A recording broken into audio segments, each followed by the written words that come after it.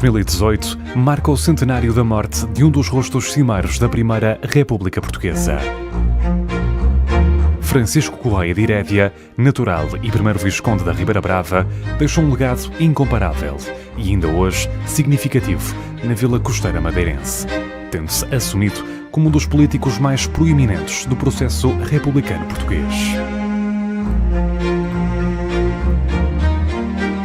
Filho de António Correia de Herédia e Dona Ana de Herédia, nasceu a 2 de abril de 1852, na Ribeira Brava. Numa educação condizente com os preceitos de uma família burguesa, terá frequentado o Liceu do Funchal, antes de enverdar pelo curso de Letras da Universidade de Lisboa, certamente influenciado pelo papel político ativo do pai, conselheiro régio de Dom Luís I e morgado de Nossa Senhora da Apresentação. Casou em Lisboa com Joana Gil de Borja de Macedo e Menezes, proveniente de uma família rica de Portel, com quem teve 3 filhos, António, Francisco e Sebastião. Em 1871 foi agraciado por Dom Luís I com o título de Visconde da Ribeira Brava, primeiramente atribuído ao pai, que abdicou em favor do filho, já com provas dadas em prol da coroa portuguesa. O seu percurso político em Lisboa iniciou-se em 1879, após ter sido eleito deputado pela Madeira. A esta eleição seguiram-se várias durante 3 décadas, até 1915, e entre a representação insular no Parlamento Nacional, assumiu outros cargos políticos, nomeadamente os de Governador Civil de Bragança e Beja, ambos em representação do Partido Regeneradores, exceto no último mandato em Beja, já enquanto membro do Partido Progressista. Foi ainda Governador Civil de Lisboa. Foi presidente da Câmara Municipal da Vidigueira, no qual desempenhou 2 mandatos e cuja governação ficou marcada por um progresso económico, cifrado no melhoramento da rede viária e abastecimento de água.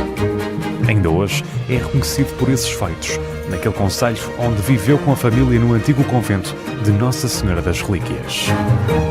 Apesar da crescente e relevante ação política nacional, o Visconde da Ribeira Brava nunca abdicou do papel cívico e político na vida insular. Foi responsável pela fundação do Partido Republicano da Madeira, claramente influenciado pelo Centro Republicano Lisboeta, tendo ainda pautado a sua ação para melhorar a vida social e económica dos madeirenses. O potencial do Porto do Funchal foi relevado pelo Visconde, que defendia o seu crescimento, assim como a criação de uma zona franca, num processo que começou já na primeira década do século XX. Assim como na Vidigueira, Francisco Correia de Herédia apostou na melhoria da rede viária da ilha, com a construção de novas estradas. Implementou também um sistema de iluminação a gás na cidade do Funchal. Além disso, a criação do caminho de ferro do Monte e a projeção de uma ligação ferroviária entre o norte e o sul da ilha demonstravam uma postura arrojada do Visconde, num território que revelava alguma discrepância no seu desenvolvimento face ao continente ou ao vizinho arquipélago das Canárias. O título nobiliárquico de Francisco Correia de Herédia foi suspenso em outubro de 1910, com a implantação da República. Nesta altura, passou a identificar-se como Francisco Correia de Herédia Ribeira Brava.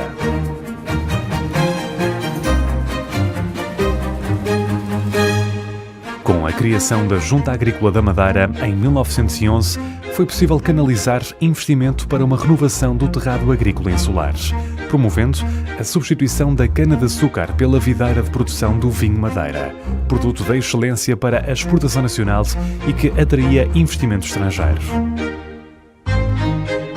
Potenciou a diversificação do trabalho agrícola, sobretudo no contexto da Primeira Guerra Mundial, tornando a ilha mais autónoma, embora nunca autossuficiente em termos alimentares. Outra das conquistas de Herédia foi a instituição de um regime laboral baseado num horário de 8 horas de trabalho. Um dos traços mais marcantes da ação de Francisco Correia de Herédia foi o desenvolvimento das levadas da Madeira para fins turísticos e hidrológicos, como o fornecimento de água à agricultura, numa atuação condizente com a de seu pai, um dos promotores da construção da levada do Rabassal, em 1857.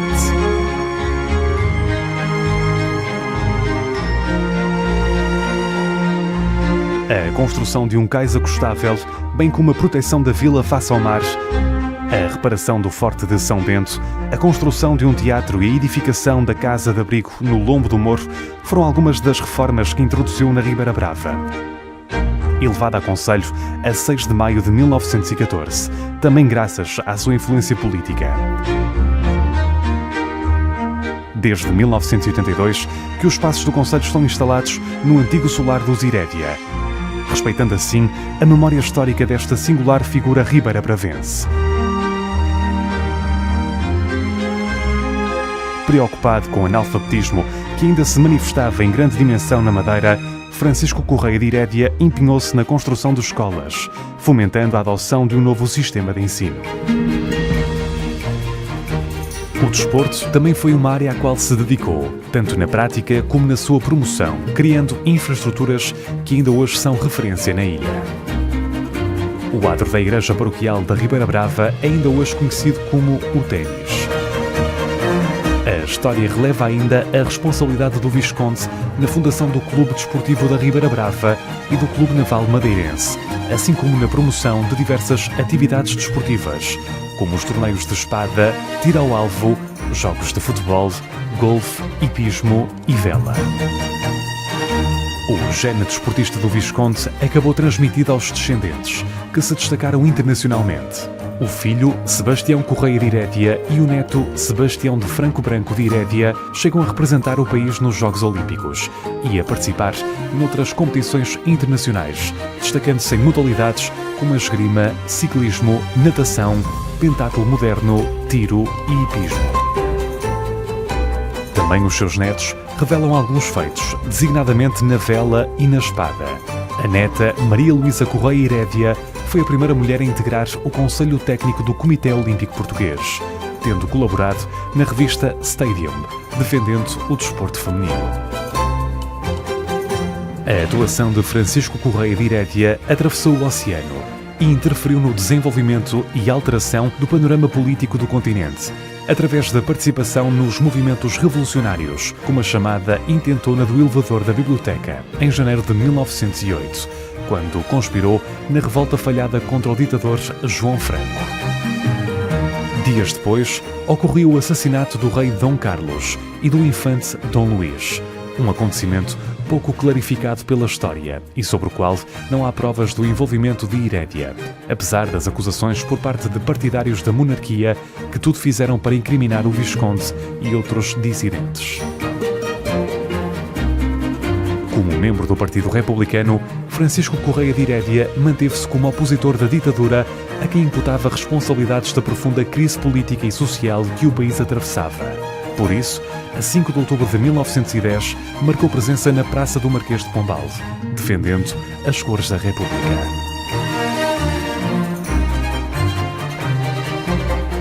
A instabilidade governativa do país, agravada pela grave crise económica decorrente dos efeitos nefastos da Primeira Guerra Mundial, levou Irédia a opor-se ativamente à eleição de Sidónio Pais para Presidente da República, tornando-se, por isso, um dos alvos da repressão policial.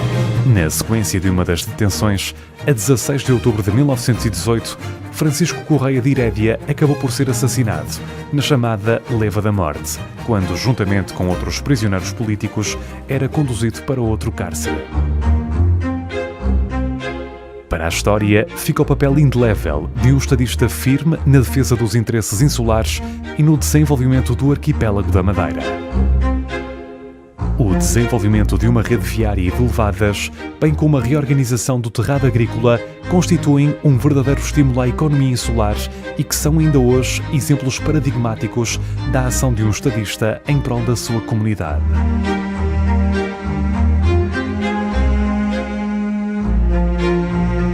Enquanto os homens participavam em diferentes tipos de torneios potenciados pelo Visconde, de forma a torná-los mais fortes e preparados para as adversidades da Primeira Guerra Mundial, a Viscondessa da Ribeira Brava mobilizava as mulheres portuguesas num movimento de solidariedade criado em 1916, a Cruzada das Mulheres Portuguesas, face à necessidade de recolha de alimentos para as tropas.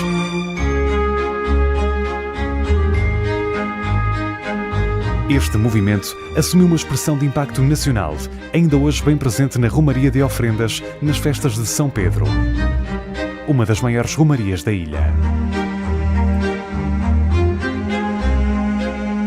Mais de um século após o seu falecimento, o contributo de Francisco Correia de Herédia está ainda bem patente na Ribeira Brava, graças ao legado que deixou, bem como ao esforço que demonstrou pela luta dos interesses dos seus residentes.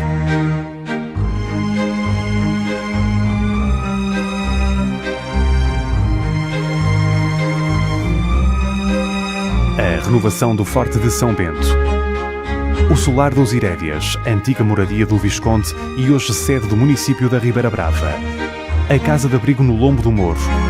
O cais acostável a partir do qual se deu o grande desenvolvimento deste território. O teatro que é hoje a Biblioteca Municipal.